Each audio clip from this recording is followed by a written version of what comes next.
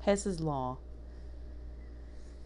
Hess's law states that the enthalpy of a given chemical reaction is constant, regardless whether the reaction happens in many steps or simply in one step, because enthalpy change is a state function. The pathway does not matter. Important thing to know for Hess's law is that if you have to reverse a reaction, you also reverse the sign of the delta H.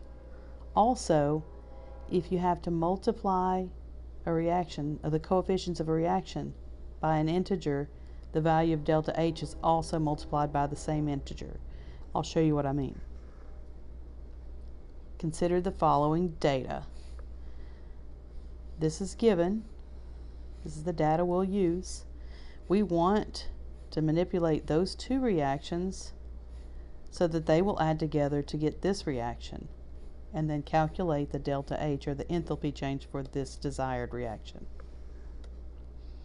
We'll focus here on here's the original problem, has already been stated. Now, the first step, if we look at the desired reaction, we want NH3 as a product. But if you look in the two reactions given, this one has NH3 as a reactant. We need this to be over here. So we can reverse this reaction, but when we do, we also have to change the sign here. This is what we've done in this reaction. We have changed this first one, we flipped it around. Now NH3 is a product rather than a reactant, and we have changed the sign of the kilojoules. First step. Now that we've done that, we're almost there.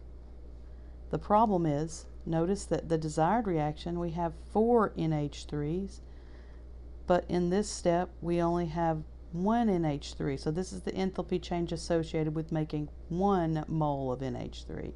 So we need to multiply this whole step by 4. So that's what we've done here. Move on to the next square. We multiplied the top reaction by 4. We also have to multiply the delta H by 4. Also, let's look at water as a reactant. We have water as a reactant in the desired equation. Up here it's already a reactant, so that's okay. However, we only have 2 moles of water as a reactant, but we need 6 moles of water.